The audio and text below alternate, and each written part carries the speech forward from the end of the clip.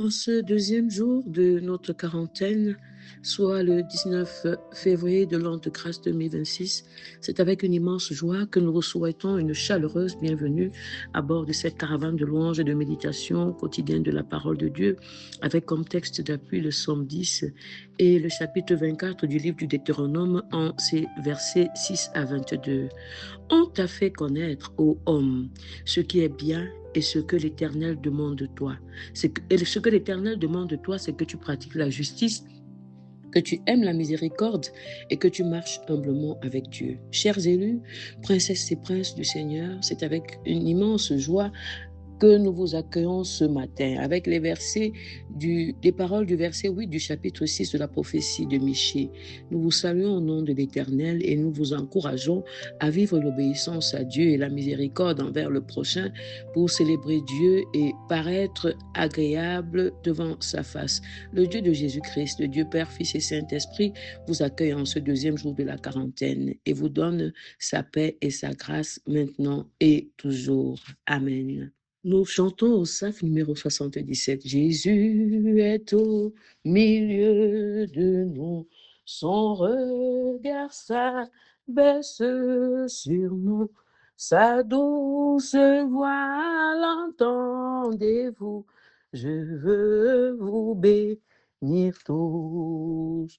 Je veux vous bénir tous. Je veux vous bénir tous. Sa douce voix l'entendez-vous. Je veux vous bénir tous. Jésus est au milieu de nous. Son regard s'abaisse sur nous. Sa douce voix l'entendez-vous. Je veux vous sauver tous. Je veux vous sauver tous. Je veux vous sauver tous. Sa douce voix l'entendez-vous.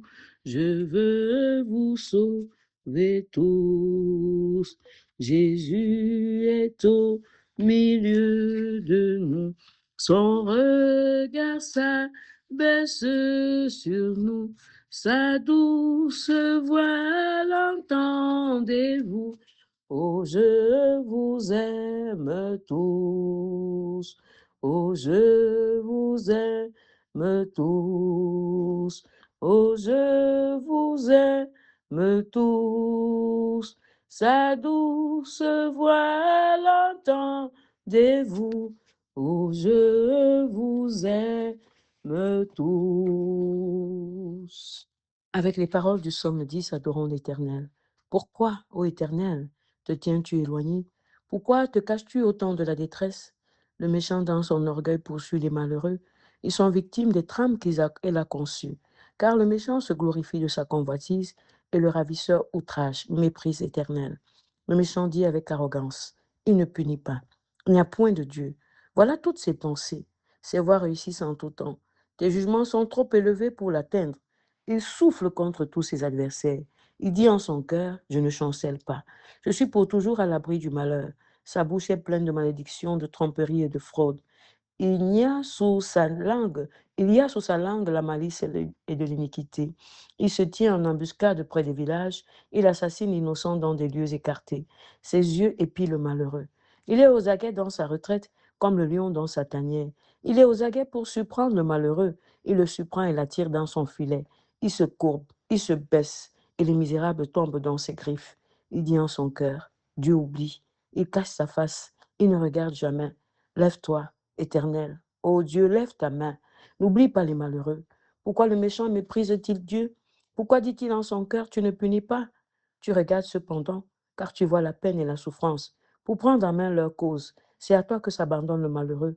C'est toi qui viens en aide à l'orphelin. Brise le bras du méchant. Punis ses iniquités et qu'il disparaisse à tes yeux.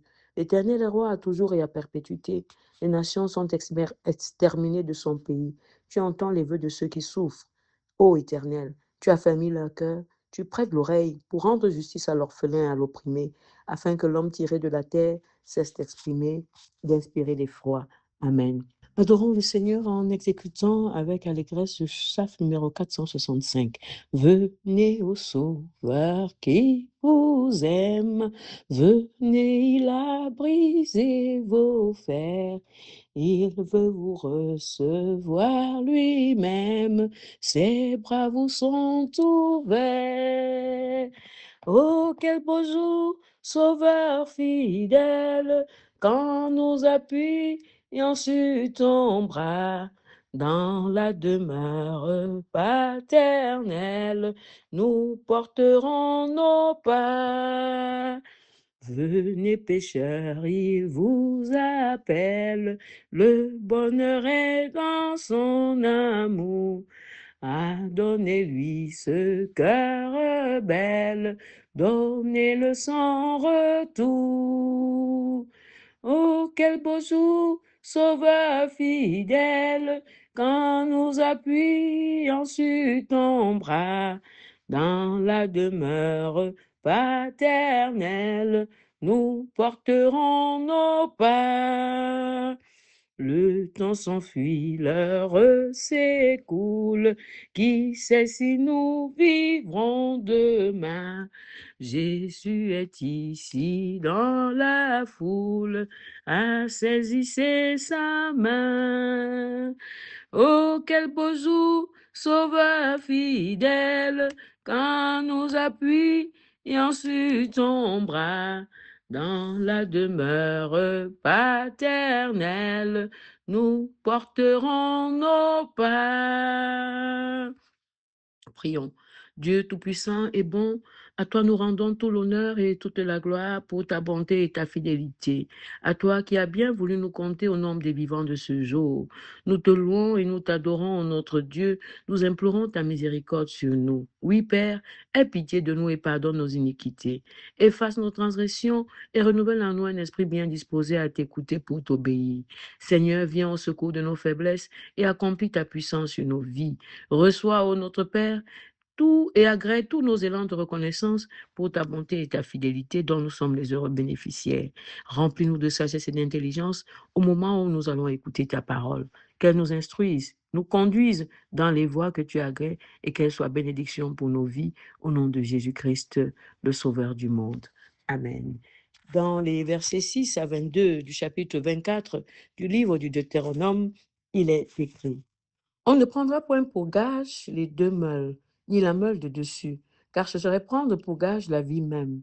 Si l'on trouve un homme qui a dérobé l'un de ses frères, l'un des enfants d'Israël, qui en fait son esclave ou qui l'ait vendu, ce voleur sera puni de mort. Tu ôteras ainsi le mal du milieu de toi. Prends garde à la plaie de la lèpre, afin de bien observer et de faire tout ce que vous enseigneront les sacrificateurs, les Lévites. Vous aurez soin d'agir d'après les ordres que je leur ai donnés. Souviens-toi de ce que l'Éternel, ton Dieu, fit à Marie pendant la route lors de votre sortie d'Égypte. Si tu fais à ton prochain un prêt quelconque, tu n'entreras point dans sa maison pour te saisir de son gage. Tu resteras dehors, et celui à qui tu fais le prêt t'apportera le gage dehors. Si cet homme est pauvre, tu ne te coucheras point en retenant son gage. Tu le lui rendras au coucher du soleil, afin qu'il couche dans son vêtement et qu'il te bénisse. Et cela te sera imputé à justice devant l'Éternel, ton Dieu. Tu n'opprimeras point le mercenaire, pauvre et indigent, qu'il soit l'un de tes frères ou l'un des étrangers, demeurant dans ton pays, dans tes portes. Tu lui donneras le salaire de sa journée avant le coucher du soleil, car il est pauvre et il lui tarde de le recevoir. Sans cela, il crierait à l'Éternel contre toi et tu te chargerais d'un péché. On ne fera point mourir les pères pour les enfants et on ne fera point mourir les enfants pour les pères. On fera mourir chacun pour son péché. Tu ne porteras point atteinte aux droits de l'étranger et de l'orphelin, et tu ne prendras point en gage le vêtement de la veuve. Tu te souviendras que tu as été esclave en Égypte et que l'Éternel ton Dieu t'a arraché, t'a racheté. C'est pourquoi je te donne ce commandement à mettre en pratique. Quand tu moissonneras ton champ et que tu auras oublié une gerbe dans le champ, tu ne retourneras point la prendre. Elle sera pour l'étranger, pour l'orphelin et pour la veuve, afin que l'Éternel, ton Dieu, te bénisse dans tout le travail de tes mains. Quand tu secoueras tes oliviers, tu ne cueilleras point ensuite les fruits restés aux branches. Ils seront pour l'étranger, pour l'orphelin et pour la veuve. Quand tu vendangeras ta vigne, tu ne cueilleras point ensuite les grappes qui y seront restées. Elles seront pour l'étranger, pour l'orphelin et pour la veuve. Tu te souviendras que tu as été esclave dans le pays d'Égypte. C'est pourquoi je te donne ces commandements à mettre en pratique. Amen. Bien-aimés chers serviteurs et servants du Seigneur, bonjour et une fois de plus, bon temps de la quarantaine.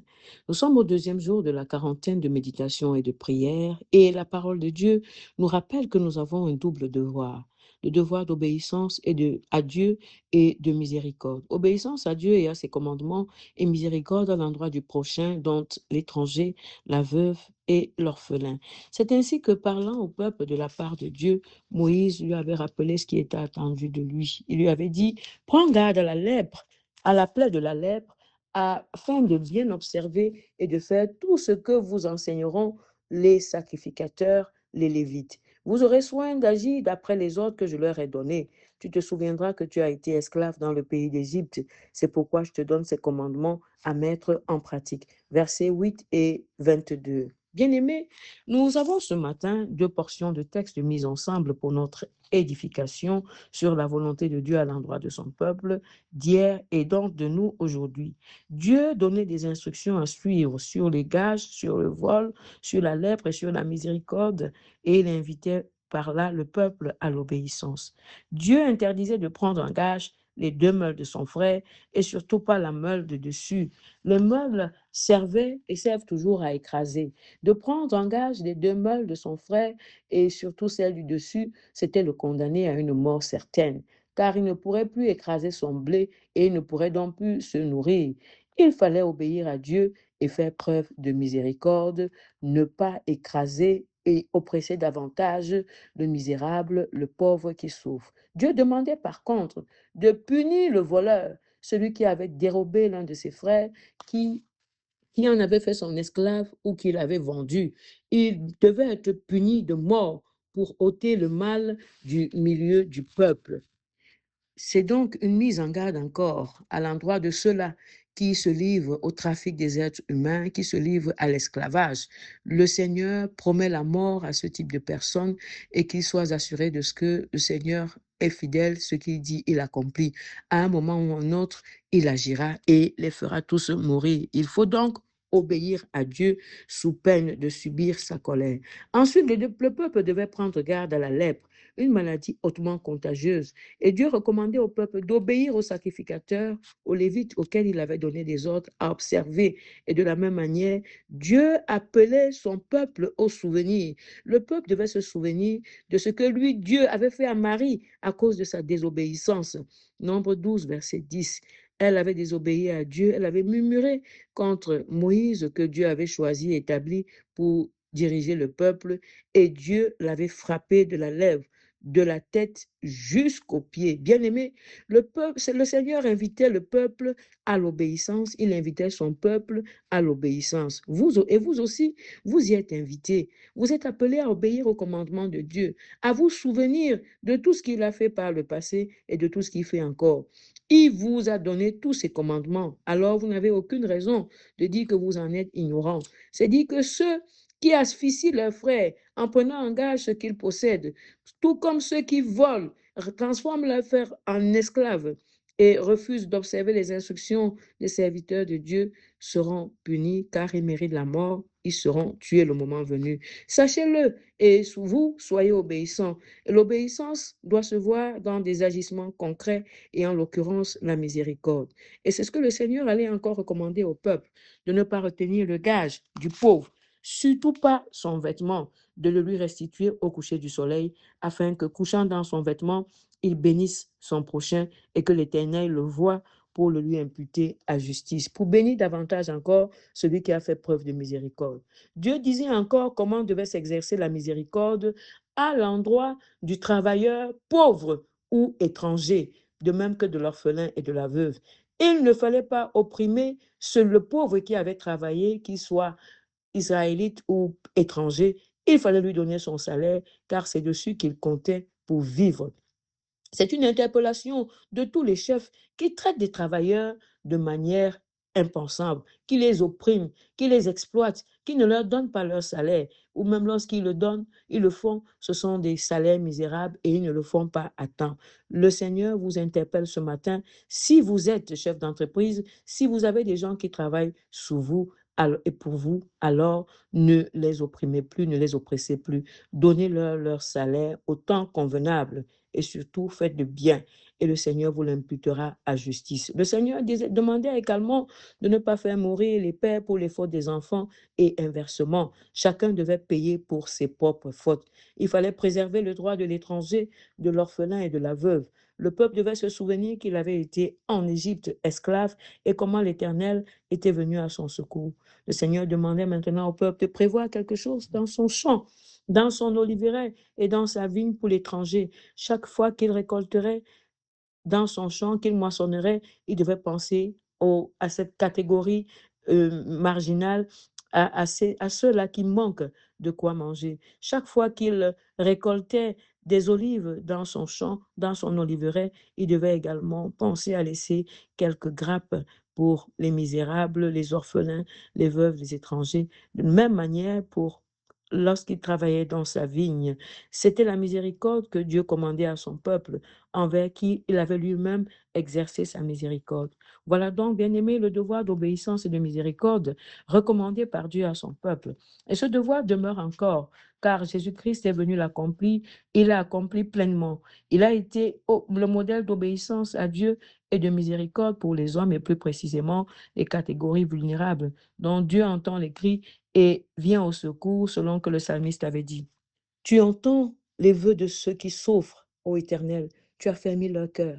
Tu prêtes l'oreille pour rendre justice à l'orphelin et à l'opprimé, afin que l'homme tiré de la terre cesse d'inspirer l'effroi. Psaume 10, versets 17 à 18. Bien-aimé, l'obéissance et la miséricorde de Dieu, de Jésus lui ont valu de donner sa vie pour que vous ayez la vie. Et en ce temps de la quarantaine, de mise à part, de retraite, Dieu ne vous demande pas de donner votre vie pour les autres, mais plutôt d'obéir à ses commandements et de partager avec les étrangers, les orphelins, les veuves, les nécessiteux, les misérables, ce que vous possédez, en sorte que dans sa bonté et sa fidélité, il vous l'impute à justice et vous bénisse davantage. Votre devoir, c'est donc d'obéir à Dieu et de pratiquer la miséricorde pour lui être agréable. Pour être agréable au Dieu fidèle et bon qui vous connaît, qui vous voit et qui connaît les projets qu'il a formés sur vous, des projets de paix et de bonheur pour vous donner un avenir et de l'espérance. Sentez-vous interpellé ce matin par la parole de Dieu et prenez dès cet instant l'engagement d'obéir à ses commandements et d'être miséricordieux. Jésus-Christ a porté vos péchés, alors confessez tous vos abus et manquements pour les abandonner et bénéficier de la miséricorde de Dieu qui vous donnera également d'être miséricordieux pour voir sa gloire resplendir sur vos vies, lui qui vous a régénéré pour que vous brillez partout par votre bon témoignage et que le Seigneur tourne son regard favorable sur vous et qu'il vous bénisse tous et toutes au nom de son amour et de sa fidélité. Amen. Nous chantons au Saphe numéro 78. Qu'est l'ami fidèle et tendre, nous avons Jésus-Christ, toujours prêt à nous entendre, à répondre à notre cri.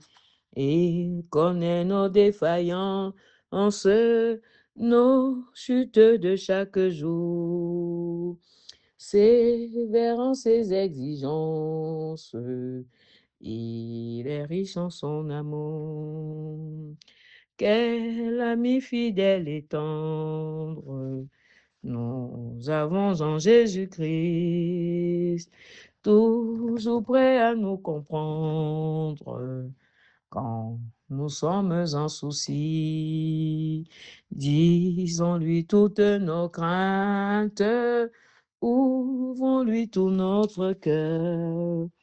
Bientôt ces paroles saintes nous rendront le vrai bonheur. Qu'est l'ami fidèle et tendre, nous avons en Jésus-Christ, toujours prêt à nous défendre quand nous presse l'ennemi. Il nous suit dans la mêlée, nous entoure de ses bras et c'est lui qui tient l'épée, qui décide des combats. Quel ami fidèle et tendre nous avons en Jésus-Christ, toujours prêt à nous apprendre à vaincre en comptant sur lui. Si nous voix vraies et sincères à chercher la sainteté, il écoute nos prières et nous met en liberté. Prête l'oreille, berger de ton peuple, toi qui conduis ton peuple comme un troupeau. Parais dans ta splendeur, toi qui es assis sur les chérubins. Frères et sœurs, c'est encore et toujours avec les paroles du verset 2 du psaume 80 que nous vous accueillons ce matin et nous vous encourageons à continuer d'implorer la manifestation de la puissance de Dieu sur notre pays pour le sauver. Alors prions et demandons à Dieu de se manifester en faveur de la libération de tous les prisonniers politiques, des prisonniers de la crise post-électorale et de tous les prisonniers innocents. Prions et demandons au Seigneur d'exposer tous les mauvais dirigeants, tous ceux qui pillent les ressources du pays et qui empêchent le plein épanouissement du peuple. Prions afin que le Seigneur se manifeste puissamment pour la réalité de la sécurité, la justice et la paix par des personnes qu'il aura lui-même choisies. Il faudrait que ces valeurs soient une réalité dans notre pays. Prions pour la bonne gouvernance, prions pour le salut de notre pays. Nous prions. Seigneur, notre Dieu et notre bon Père en Jésus-Christ, nous te louons et nous t'adorons, car tu as encore fait preuve de miséricorde à notre endroit. Tu nous as comptés au nombre des vivants, tu nous as reçus dans ta présence et tu nous as permis d'écouter ta parole dans laquelle tu nous appelles encore à l'obéissance et surtout à la miséricorde. Seigneur, nous sommes faibles, nous t'appelons à l'aide, viens à notre secours et aide-nous à t'obéir, à observer tous tes commandements et surtout à pratiquer la miséricorde, à partager ce que nous avons avec ceux qui n'en ont pas. Merci Seigneur parce que tu es notre secours, tu es notre soutien. Merci Seigneur parce que tu écoutes également nos cris en faveur du salut de notre pays. Seigneur, ne te tais pas, lève-toi et agis, car c'est toi qui nous as placés dans ce pays. Tu as fait de nous les citoyens de ce pays et nous devons tous en prendre soin.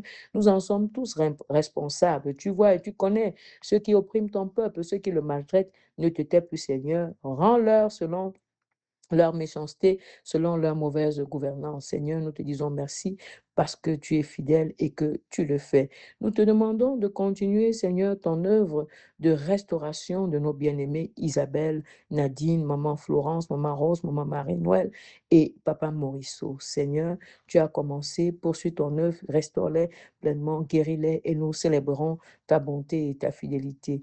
Nous te supplions, ô Dieu, de tourner ton regard favorable sur tous les couples qui soupirent après ta visitation pour devenir parents. Tu es celui à qui rien n'est impossible. Alors, regarde à la situation de chaque couple et dis un mot pour que sa vie soit transformée. Merci Seigneur parce que tu vas le faire. Merci également parce que tu n'oublies pas Princesse Karel. Tu vas restaurer sa vue. Ô Éternel, prends pitié, écoute et exauce-nous. Nous te demandons Seigneur de te glorifier dans la vie de ton serviteur, Papa Nia. Nous te disons encore infiniment merci pour tout ce que tu as déjà fait pour lui et nous te confions la suite. Prends le total contrôle et bénis ton serviteur et il te manifestera sa reconnaissance, il te célébrera, il sera à ta suite et à ton service. Seigneur Dieu, nous voulons te dire merci.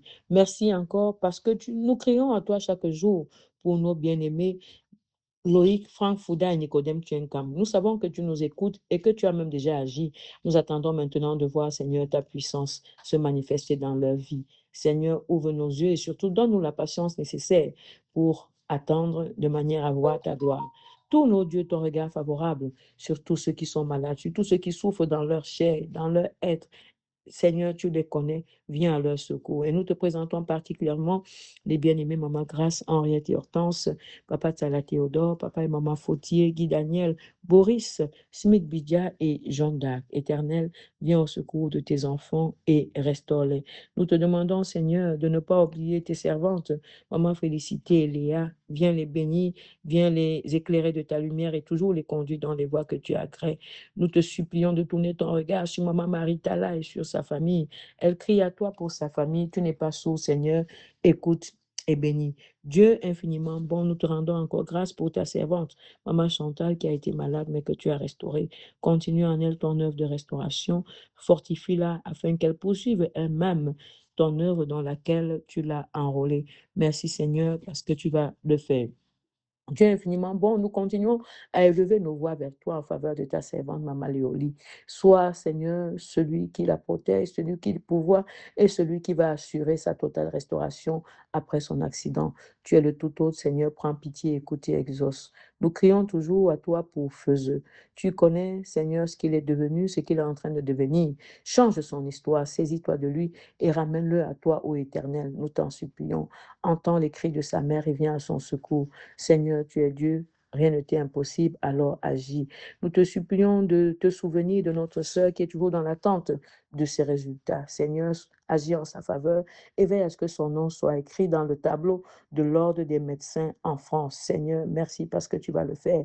Merci également parce que tu te souviens de ton serviteur qui attend son recrutement dans une banque. Le rendez-vous a été pris cette fois pour vendredi. Nous te prions, Seigneur, de le caler et de veiller à ce que rien ne vienne plus le faire renvoyer. Et surtout, de te saisir de toutes les personnes qui prendront part à ce comité de décision et de les disposer favorablement à son égard. Seigneur, tu es Dieu. Prends pitié, écoute et exauce. Tu connais également tous les autres qui attendent ta visitation, qui attendent tes bénédictions. Seigneur, ceux qui soupirent après une âme sœur, ceux qui sont à la recherche d'un emploi, d'un stage d'alternance ou de l'amélioration de leur situation financière, nos sœurs qui préparent des concours, concours de l'ENAM, concours d'intégration dans l'ordre des médecins aux États-Unis, ceux qui attendent un visa, ceux qui montent encore leur dossier de voyage, ceux qui ont des dossiers en instance dans les tribunaux, des dossiers fonciers, de même que nos bien-aimés Nathan, Jérémy, Rohan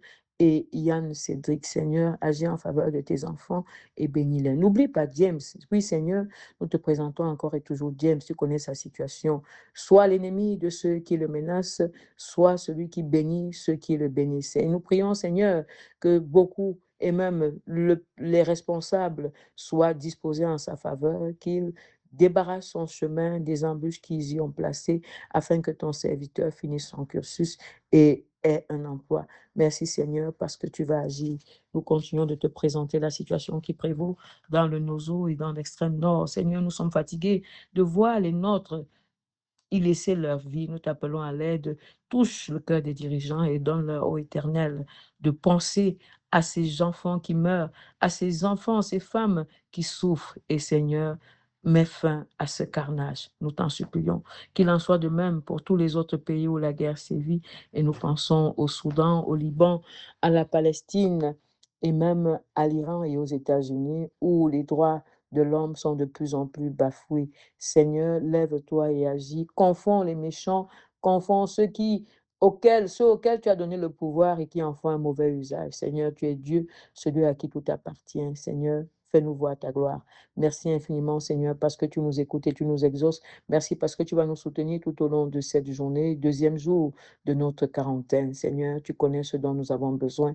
Alors viens accomplir ta puissance dans nos vies au nom de Jésus-Christ, celui qui nous a appris à te confier le reste de nos requêtes en disant, notre Père qui es aux cieux, que ton nom soit sanctifié, que ton règne vienne, que ta volonté soit faite sur la terre comme au ciel.